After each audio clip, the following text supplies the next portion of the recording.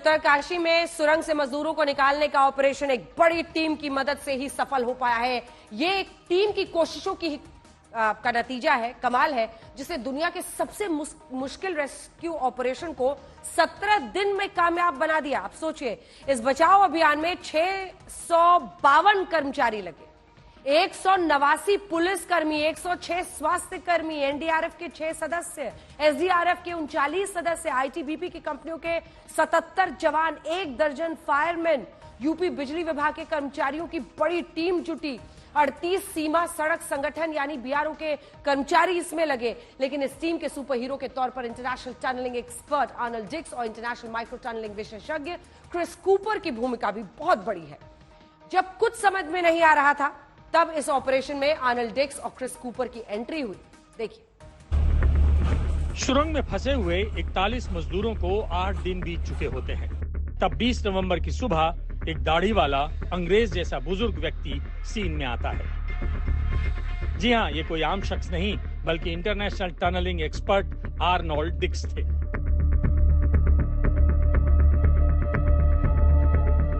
Arnold डिक्स अपनी team के साथ टनल वाली चोटी के ऊपर मुआयना करते हुए नजर आते हैं और आज तक के रिपोर्टर इनसे बात करते हैं। तब आर्नोल्ड ने अपना पूरा प्लान समझाया। Has already reached at the tunnel site. Professor, what has been your experience so far after taking over this operation? I haven't taken over the operation and I haven't taken personal responsibility. What I said was we as a full coordinated international team led by our local experts who are here, who are the experts, we are committed, and I've said it, I'll say it again, we are getting 41 men out of this tunnel and we're making sure no one else gets hurt in the process, and if it takes us a little time, we'll take time, because all of us agree that we cannot rush and endanger the lives of any more people, and we also agree that we are able to get these men out. So please give us a little time. Arnold Australia के नागरिक हैं। Switzerland के international tunnelling and underground space association यानी Geneva के प्रमुख हैं। 3 दशकों से भूमिगत निर्माण की सुरक्षा के इर्द गिर्द काम कर रहे हैं।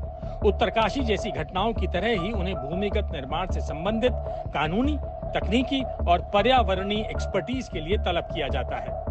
उनकी वेबसाइट arnolddix.com की पहली लाइन है, भविष्य की अनिश्चितता और दूरंदेश के ज्ञान का भ्रम प्रोफेसर डिक्स के कानूनी, वैज्ञानिक या इंजीनियरिंग के नजरिए की धुरी है। इंजीनियरिंग, जियोलॉजी, लॉ और रिस्क मैनेजमेंट के मामलों में 3 दशकों का अनुभव है।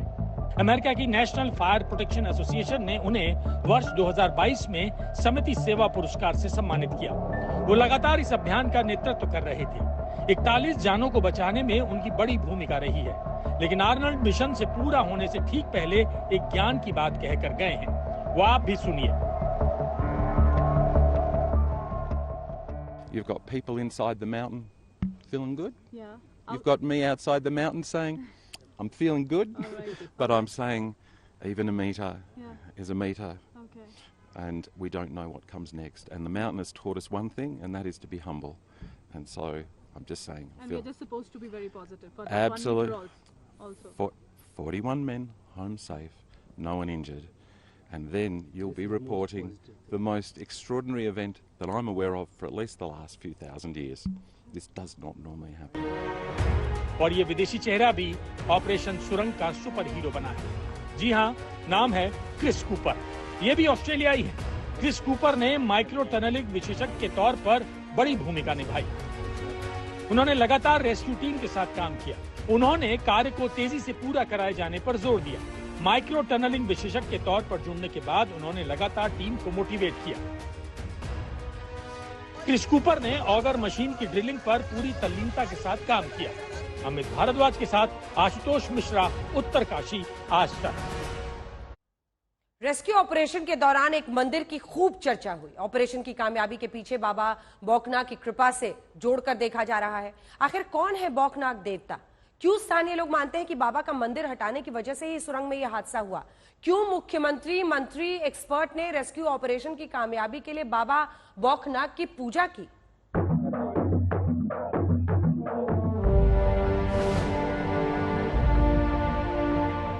पहली तस्वीर, बाबा बौखनाथ की पूजा करते नजर आए विदेशी टनल एक्सपर्ट आर्नोल्ड डिक्स।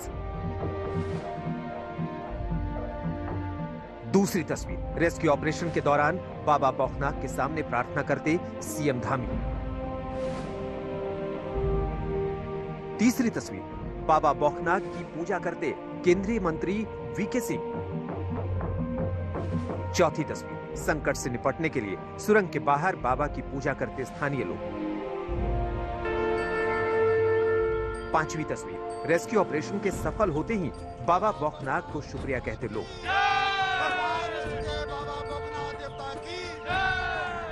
चाहे सुरंग में मजदूरों के फंसने की घटना हो या फिर सुरंग से 17 दिन बाद सकुशल बाहर निकलने की, दोनों ही घटना को स्थानीय लोग बाबा बौखनाथ से जोड़कर देख रहे हैं।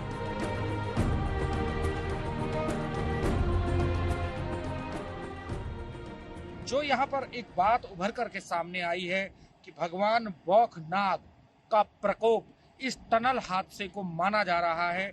मुख्यमंत्री पुष्कर सिंह धामी भी बार बार इस बात को कहते हुए देखे गए कि बौखनाग की पूजा अर्चना सबसे बड़ी प्राथमिकता इस रेस्क्यू ऑपरेशन को लेकर के उनके द्वारा मानी गई है। और अंत में उनके द्वारा ये भी घोषणा की गई कि यहाँ पर जो है बौखनाग देवता का मंदिर बनाया जाएगा। स्थानीय लोग भी इस बात को कहते हैं।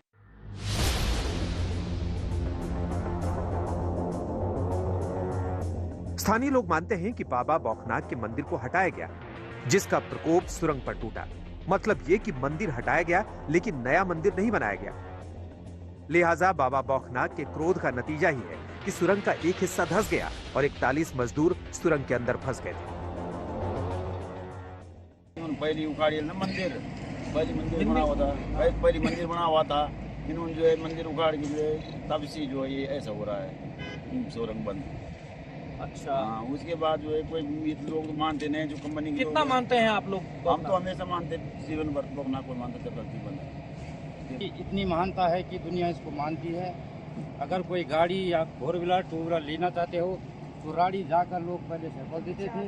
यहाँ पे भी जब कंपनी आई तो RK सिंह ने यहाँ पे 2 दिन तक पूजा करवाई। उसके बाद उन्होंने एक छोटा सा मंदिर बनवाया, यहीं पे टनल के सामने दिख रहा है। उसको इन्होंने शनिदेव के तौर से यूज किया है, जबकि इसको बाबा बौखनाथ की ओर से करना था यूज। ये शनिदेव के ओर से इन्होंने इसका शनिवार को पूजन किया। तो फिर मंदिर जब हटाया गया, इधर उधर किया, तो ये हादसा दिख रहा है। दरअसल पौराणिक कथा के मुताबिक महाभारत काल के दौरान कुरुक्षेत्र के युद्ध की समाप्ति के बाद भगवान कृष्ण बौखनाथ टिब्बा की चोटी पर पहुंचे, जहां बाबा का प्राचीन मंदिर है। यहीं पर भगवान कृष्ण ने अपनी बांसुरी की धुन से एक नाग को प्रकट किया था, जिसे बसुरिया नाग के नाम से जाना जाता है। मान्यता है कि लोगों की रक्षा करने के लिए बौखनाथ के रूप में खुद भगवान कृष्ण प्रकट हुए थे। ये यमुनोत्री नेशनल हाईवे से लगा हुआ स्थान है। ये इसलिए भी प्रसिद्ध है क्योंकि यहाँ पर जो है जो भगवान बौखनाथ उनका मंदिर यहाँ पर स्थापित है और ये मंदिर काफी पौराणिक महत्ता को लिए हुए है। यहाँ पर जो भी तीर्थयात्री या यहाँ के स्थानीय निवासी अपने वाहन को लेकर के गुजरते हैं तो ये वाला स्थान मैं कैमरामैन को चाहूंगा कि दिखाएं। ये यहाँ पर जो है श्रीफल को फोड़ा जाता है। जैसे एक ही व्यक्ति है, ये यहाँ पर जो है श्रीफल को फोड़ रहे हैं और इस श्रीफल के अंदर का जो गिरी होती है उसे भगवान बौखनाथ के इस मंदिर में चढ़ाते हैं। यानी कि ये आज का नहीं बल्कि पौराणिक कालांतर से जो है ये होता चला रहा है। ये यहाँ की परंपरा है। हमारे प्राचीन देवता बाबा बौखनाथ हैं, इनकी बहुत बड़ी शक्ति है। जब हम यहाँ से गुजरते हैं, इनका यहाँ पे पौराणिक मंदिर है, हमको नमन करते हैं। इसे इत्तेफाक कहें या कुछ और, बीते रविवार को रेस्क्यू ऑपरेशन में जुटी टीम को बाबा बौखनाथ की शरण में आना पड़ा और अगले कुछ घंटों में ही खुशखबरी आ गई। अब स्थानीय लोग इसे बाबा का चमत्कार बता रहे हैं और लोग इसी चमत्कार को नमस्कार कर रहे हैं।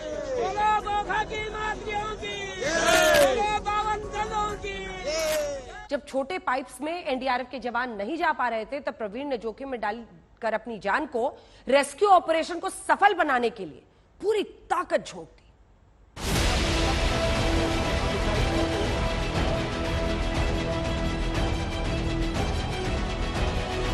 नाजुक वक्त, मुश्किल घड़ी, लेकिन उम्मीद बहुत बड़ी। और उसी उम्मीद पर रेस्क्यू टीम सुरंग में 41 मजदूरों तक बढ़ रही थी।